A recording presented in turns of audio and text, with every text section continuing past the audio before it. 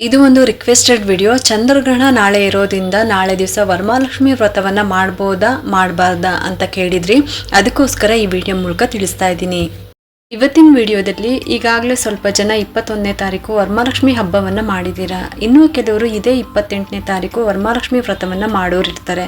ಅಂಥವ್ರಿಗೆ ಈ ಮಾಹಿತಿನ ತಿಳಿಸ್ತಾ ಇದ್ದೀನಿ. ಯಾರಿಗೆಲ್ಲ 21ನೇ ತಾರೀಕು ಹಬ್ಬ ಮಾಡೋದಕ್ಕಾಗಿಲ್ವೋ ಅಂಥವರು ಇದೇ 28ನೇ ತಾರೀಕು ಅಂದರೆ ನಾಳೆ ದಿವಸ ಶುಕ್ರವಾರ ದಿವಸ ನೀವು ಮಾಡ್ಬೋದು. ಶ್ರಾವಣ ಮಾಸದ 3ನೇ ವಾರ ಈ ದಿನ ನೀವು ಮಾಡ್ಬೋದು. ಈ ದಿನದ ಶುಭ ಸಮಯ, ಕಳಶ ಸ್ಥಾಪನೆ, ನೈವೇದ್ಯ ಹಾಗೆ ಕಳಶ ವಿಸರ್ಜನೆ ಮಾಡುವಂಥವ್ರು ಯಾವ ರೀತಿ ಮಾಡಬೇಕು ಅಂತ ಈ ವಿಡಿಯೋದಲ್ಲಿ ತಿಳಿಸ್ತಾ ಇದ್ದೀನಿ. ಇನ್ನು 28ನೇ ತಾರೀಕು ಯಾರು ಲಕ್ಷ್ಮಿ ಹಬ್ಬ ಮಾಡಬೇಕು, ಲಕ್ಷ್ಮಿ ಕೂರಿಸ್ಬೇಕು ಅಂತ ಅನ್ಕೊಂಡಿದ್ದೀರೋ ನಿಶ್ಚಿಂತೆಯಿಂದ ನೀವು ಹಬ್ಬವನ್ನ ಮಾಡ್ಕೋಬಹುದು. ಇನ್ನು ಈ ವಾರನೂ ಕಾರಣಾಂತರಗಳಿಂದ ಮಾಡೋದಿಕ್ಕಾಗಿಲ್ಲ ಅಂತ ಅಂದ್ರೆ ಮುಂದಿನ ಶುಕ್ರವಾರ ಅಂದ್ರೆ ಸೆಪ್ಟೆಂಬರ್ 4ನೇ ತಾರೀಕು ಶ್ರೀಕೃಷ್ಣ ಜನ್ಮಾಷ್ಟಮಿ ಇರುತ್ತೆ. ಆ ದಿನ ಕೂಡ ಮಾಡ್ಕೋಬಹುದು. ಇನ್ನು ಆಗಸ್ಟ್ 28ನೇ ತಾರೀಕು ಹುಣ್ಣಿಮೆ ಇದೆ. ಇದನ್ನ ನೂಲು ಹುಣ್ಣಿಮೆ ಅಂತ ಕೂಡ ಕರೀತಾರೆ. ಹಾಗೆ ಈ ದಿನ ರಕ್ಷಾ ಬಂಧನ ಕೂಡ ಆಚರಿಸಬೇಕು. ಹಾಗೆ ಹಯಗ್ರೀವ ಜಯಂತಿ ಕೂಡ ಇದೆ. ಇನ್ನು ಹುಣ್ಣಿಮೆ ತಿಥಿ ಯಾವಾಗ ಪ್ರಾರಂಭ ಆಗುತ್ತೆ, ಯಾವಾಗ ಮುಕ್ತಾಯ ಆಗುತ್ತೆ ಅಂತ ತಿಳ್ಕೊಳ್ಳೋಣ. ಇದೇ ಆಗಸ್ಟ್ 28ನೇ ತಾರೀಕು ಗುರುವಾರ ಬೆಳಗ್ಗೆ 9:10 ಹುಣ್ಣಿಮೆ ತಿಥಿ ಪ್ರಾರಂಭ ಆಗುತ್ತೆ. 28ನೇ ತಾರೀಕು ಶುಕ್ರವಾರ ಬೆಳಗ್ಗೆ 9:50 ಹುಣ್ಣಿಮೆ ತಿಥಿ ಮುಕ್ತಾಯ ಆಗುತ್ತೆ. ಅಂದರೆ ನಮಗೆ ಚಂದ್ರೋದಯದ ಸಮಯದಲ್ಲಿ 27ನೇ ತಾರೀಕು ಹುಣ್ಣಿಮೆ ತಿಥಿ ಇರುತ್ತೆ, 28ನೇ ತಾರೀಕು ಹುಣ್ಣಿಮೆ ತಿಥಿ ಇರುತ್ತೆ. ಈ ದಿನ ಪೂಜೆ ಮಾಡೋ ಅಂಥವ್ರು ಬೆಳಗ್ಗೆ 4:30 6 ಗಂಟೆ ತನಕ ಬ್ರಾಹ್ಮಿ ಮುಹೂರ್ತದಲ್ಲಿ ಪೂಜೆ ಮಾಡ್ಕೋಬಹುದು, ಅಥವಾ 6 ಗಂಟೆಯಿಂದ 7 ಗಂಟೆ ತನಕ ಮಾಡ್ಕೋಬಹುದು. ಆಮೇಲೆ 9 ಗಂಟೆಯಿಂದ 10 ಗಂಟೆ ತನಕ ಕೂಡ ಮಾಡ್ಕೋಬಹುದು. ಅದಾದ ನಂತರ ಮಧ್ಯಾಹ್ನದ ಅಭಿಜಿತ್ ಮುಹೂರ್ತ ಇರುತ್ತೆ. ಅಂದ್ರೆ ಒಂದೊಂದ್ಸಲ ಏನಾಗುತ್ತೆ ಅಂತಂದ್ರೆ ರಾಹುಗಾಲ ಇರ್ಬೇಕಾದ್ರೇನೆ ಅಭಿಜಿತ್ ಮುಹೂರ್ತ ಕೂಡ ಸ್ಟಾರ್ಟ್ ಆಗುತ್ತೆ. ಅಂದ್ರೆ 12:30 ತನಕ, ಬೆಳಗ್ಗೆ 10:30 12 ಗಂಟೆ ತನಕ ರಾಹುಗಾಲ ಇರುತ್ತೆ. 12 ಗಂಟೆಯಿಂದ 12:50 ತನಕ ಅಭಿಜಿತ್ ಮುಹೂರ್ತ ಇರುತ್ತೆ. ಈ ಸಮಯದಲ್ಲಿ ಕೂಡ ನೀವು ಪೂಜೆ ಮಾಡ್ಕೊಳ್ಬಹುದು. ಮತ್ತೆ ಸಂಜೆ ಗೋಧೂಳಿ ಸಮಯ, ಸಂಜೆ 5:30 7 ಗಂಟೆ ತನಕ, ಈ ಸಮಯದಲ್ಲಿ ಇದೇ ಶುಕ್ರವಾರ 28ನೇ ತಾರೀಕು ಪೂಜೆ ಮಾಡ್ಕೋಬಹುದು. ಇದೇ ದಿನ ಕಳಶನೂ ಕೂಡ ಕಲಿಸ್ತೀರಾ ಅಂತ ಅಂದ್ರೆ ಸಂಜೆ 8 ಗಂಟೆ ನಂತರ ಕೆಂಪಾರತಿ ಮಾಡಿಬಿಟ್ಟು ಹೊರಗಡೆ ಹಾಕ್ಬಿಟ್ಟು ಕಲಶವನ್ನು ಕಲಿಸ್ಬೋದು. ಶನಿವಾರ ಬೆಳಗ್ಗೆ 7:30 9 ಗಂಟೆ ಒಳಗಾಗಿ ಕಲಶ ವಿಸರ್ಜನೆ ಮಾಡ್ಕೋಬಹುದು.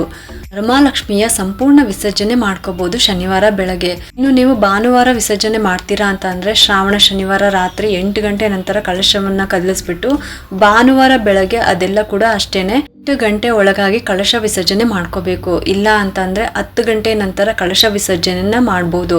ಇದಿಷ್ಟು ಕೂಡ 28ನೇ ತಾರೀಕು ಆಗಸ್ಟ್ ಶ್ರಾವಣ ಶುಕ್ರವಾರದ 3ನೇ ಶುಕ್ರವಾರದ ವರಮಹಾಲಕ್ಷ್ಮಿ ಹಬ್ಬವನ್ನ ಮಾಡೋರು, ಲಕ್ಷ್ಮಿಯನ್ನ ಕೂರಿಸೋರು ಈ ಸಮಯದಲ್ಲಿ ಪೂಜೆ ಮಾಡ್ಕೊಳ್ಬಹುದು.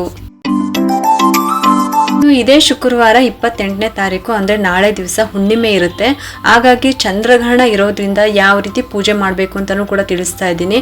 ಹಾಗಾದ್ರೆ ಈ ವಾರ ಗ್ರಹಣ ಇರೋದ್ರಿಂದ ಏನ್ ಮಾಡಬೇಕು, ಅದಕ್ಕೋಸ್ಕರ ಈ ಗ್ರಹಣದ ಬಗ್ಗೆ ಕೂಡ ಒಂದಿಷ್ಟು ಮಾಹಿತಿನೂ ತಿಳಿಸ್ತಾ ಇದ್ದೀನಿ.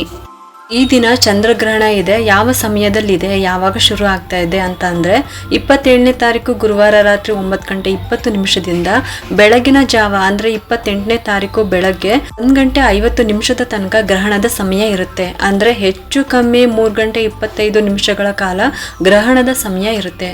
ಆದ್ರೆ ಎಲ್ಲೆಲ್ಲಿ ಗೋಚಾರ ಆಗ್ತಾ ಇದೆ ಅಂತಂದ್ರೆ, ಹಾಗಾದ್ರೆ ನಾವು ಕೂಡ ಗ್ರಹಣದ ಆಚರಣೆ ಮಾಡ್ಬೇಕಾ ಅಂತ ಅಂದ್ರೆ ಉತ್ತರ ಮತ್ತೆ ದಕ್ಷಿಣ ಅಮೆರಿಕದ ಹೆಚ್ಚಿನ ಭಾಗಗಳು, ಹಾಗೆ ಪಶ್ಚಿಮ ಆಫ್ರಿಕಾ ಮತ್ತೆ ಪೋರ್ಚುಗಲ್, ಯುರೋಪು, ಹೈಲ್ಯಾಂಡ್ಗಳು ಈ ಕಡೆ ಮಾತ್ರ, ಈ ಭಾಗದಲ್ಲಿ ಮಾತ್ರ ಚಂದ್ರಗ್ರಹಣ ಇರುತ್ತೆ. ಹೆಚ್ಚಾಗಿ ಪಶ್ಚಿಮದ ಭಾಗದಲ್ಲಿ ಪೂರ್ತಿ ಚಂದ್ರಗ್ರಹಣ ಗೋಚಾರ ಆಗುತ್ತೆ. ಉತ್ತರ ಮತ್ತೆ ದಕ್ಷಿಣ ಅಮೆರಿಕ, ಯುರೋಪು ಹಾಗೂ ಆಫ್ರಿಕಾ ಖಂಡಗಳು ಈ ಕಡೆ ಮಾತ್ರ ಇದು ಸ್ಪಷ್ಟವಾಗಿ ಗೋಚಾರ ಆಗ್ತಾ ಇದೆ. ಏಷ್ಯಾ ಮತ್ತೆ ಆಸ್ಟ್ರೇಲಿಯಾದಲ್ಲಿ ಗೋಚಾರ ಆಗ್ತಾ ಇಲ್ಲ. ದಕ್ಷಿಣದ ಕಡೆ ಹೆಚ್ಚಾಗಿ ಆಗೋದಿಲ್ಲ.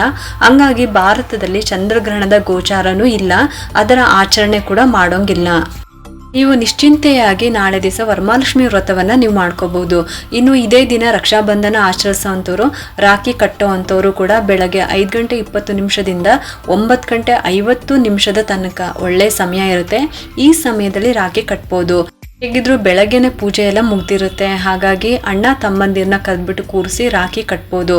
ಇನ್ನು ಪ್ರತಿ ಹುಣ್ಣಿಮೆಗೂ ಸತ್ಯನಾರಾಯಣ ಸ್ವಾಮಿ ವ್ರತವನ್ನ ಮಾಡೋ ಅಂಥವ್ರು ಗುರುವಾರನೂ ಮಾಡ್ಬೋದು, ಶುಕ್ರವಾರ ಕೂಡ ಮಾಡ್ಬೋದು. ಇನ್ನು ಈಗಾಗಲೇ 21ನೇ ತಾರೀಕು ವರಮಹಾಲಕ್ಷ್ಮಿ ಹಬ್ಬವನ್ನ ಮಾಡಿರೋರು ಈ ಶ್ರಾವಣ ಮಾಸದಲ್ಲಿ ಸಂಪತ್ ಶುಕ್ರವಾರ ಪೂಜೆ ಯಾವ ರೀತಿ ಮಾಡಬೇಕು, ಒಂದೇ ಒಂದಿನ ಶುಕ್ರವಾರ ಕೂಡ ನೀವು ಸಂಪತ್ ಶುಕ್ರವಾರದ ಆಚರಣೆ ಯಾವ ರೀತಿ ಮಾಡಬೇಕು ಮುಂದಿನ ವಿಡಿಯೋದಲ್ಲಿ ತಿಳಿಸ್ಕೊಡ್ತೀನಿ. ಇನ್ನು ಕೆಲವರು ಈ ರೀತಿ ಮದುವೆ ಇದೆ, ಬೇರೆ ಬೇರೆ ಕಾರ್ಯಕ್ರಮಗಳು ಇದೆ ಅಂತ ಅಂದ್ರೆ ಮನೆಯ ಗೃಹ ಪ್ರವೇಶ ಆಗಿರ್ಬೋದು ಅಥವಾ ಮನೆಯಲ್ಲಿ ಸತ್ಯನಾರಾಯಣ ಸ್ವಾಮಿ ಪೂಜೆ ಆಗಿರ್ಬೋದು, ಈ ರೀತಿ ಎಲ್ಲ ಇಡೋದ್ರಿಂದ ನಮ್ಗೆ ಈ ವಾರ ಕೂಡ ಹಬ್ಬ ಮಾಡೋದಿಕ್ಕಾಗಿಲ್ಲ ಅಂತ ಅಂದ್ರೆ ಮುಂದಿನ ವಾರ ಕೂಡ ನೀವು ಮಹಾಲಕ್ಷ್ಮಿಯ ವ್ರತವನ್ನ ನೀವು ಮಾಡ್ಕೋಬಹುದು.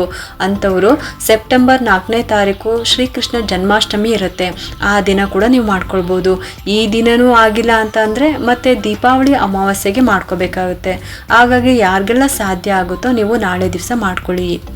ತುಂಬಾ ಜನ ಗ್ರಹಣ ಇದೆ, ನಾವು ಯಾವ ರೀತಿ ವರಮಹಾಲಕ್ಷ್ಮಿ ವ್ರತವನ್ನ ಮಾಡಬೇಕು ಮಾಡಬಾರ್ದಾ ಅಂತ ಕೇಳಿದ್ರಿ, ಅದಕ್ಕೋಸ್ಕರ ಈ ವಿಡಿಯೋ ಮೂಲಕ ತಿಳಿಸಿದ್ದೀನಿ. ಇವಾಗ ನಿಮಗೆ ಗೊತ್ತಾಗಿದೆ ಗ್ರಹಣ ನಮಗೆ ಭಾರತದಲ್ಲಿ ಗೋಚಾರ ಆಗ್ತಾ ಇಲ್ಲ, ಅದರಿಂದ ನಿಶ್ಚಿಂತೆಯಾಗಿ ನೀವು ನಾಳೆ ದಿವಸ ವರಮಹಾಲಕ್ಷ್ಮಿ ವ್ರತವನ್ನ ನೀವು ಮಾಡ್ಕೋಬಹುದು. ಈ ಒಂದು ಉಪಯುಕ್ತ ಮಾಹಿತಿ ನಿಮ್ಗೆ ಇಷ್ಟ ಆಗಿದೆ ಅಂತ ನಾನು ಭಾವಿಸ್ತಾ ಈ ವಿಡಿಯೋನ ಮುಗಿಸ್ತಾ ಇದ್ದೀನಿ. ಈ ವಿಡಿಯೋ ಏನಾದರೂ ನಿಮ್ಗೆ ಇಷ್ಟ ಆಗಿದ್ರೆ ಒಂದು ಲೈಕ್ ಮಾಡಿ, ಶೇರ್ ಮಾಡಿ ಮತ್ತು ಸಬ್ಸ್ಕ್ರೈಬ್ ಮಾಡಲು ಮರಿಬೇಡಿ. ಯಾಕಂದರೆ ನೀವು ಮಾಡೋ ಒಂದು ಸಬ್ಸ್ಕ್ರೈಬಿಂದ ನಮ್ಮಂತಹ ಸಣ್ಣ ಸಣ್ಣ ಚಾನಲ್ಸ್ಗೆ ಒಂದು ಸಪೋರ್ಟ್ ಮಾಡ್ದಂಗೆ ಆಗುತ್ತೆ. ಮತ್ತೆ ಸಿಗ್ತೀನಿ ಮುಂದಿನ ಹೊಸ ವಿಡಿಯೋದೊಂದಿಗೆ ಅಂತ ಹೇಳ್ತಾ ಈ ವಿಡಿಯೋನ ಮುಗಿಸ್ತಾ ಇದ್ದೀನಿ. ಸರ್ವೇ ಜನ ಸುಖಿನೋ ಭವಂತು.